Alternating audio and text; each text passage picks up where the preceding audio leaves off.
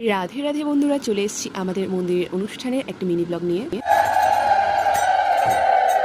গত 12ই জ্যৈষ্ঠ রবিবার আমার ঠাকুরদাদার মৃত্যুবার্ষিকী ও শিষ্য সম্মেলনের উদ্দেশ্যে হয়েছিল আমাদের মন্দিরে একটা মহাপ্রভুর হোমের অনুষ্ঠান।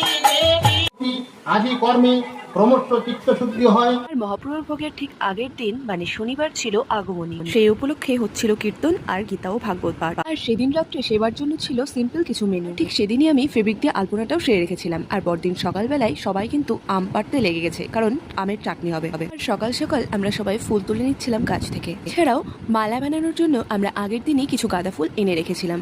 তো সকাল সকাল তারপর আমরা সব মালাগুলো তৈরি করে নিয়েছিলাম। আর এখানে আমার মোটামুটি মালা বানানো হয়ে গেলে আমি কিন্তু ঠাকুরদের স্নানের জন্য জোগাড় করে নিয়েছিলাম। আর এখানে কিন্তু বুনু স্পেশালি নতুন সেলাই শেখার পর রাধারানীর জন্য নতুন একটা ড্রেস বানিয়ে এনেছিল। তারপর গৌর ও নিতাইকে আমরা পরিয়ে দিয়েছিলাম ধুতি।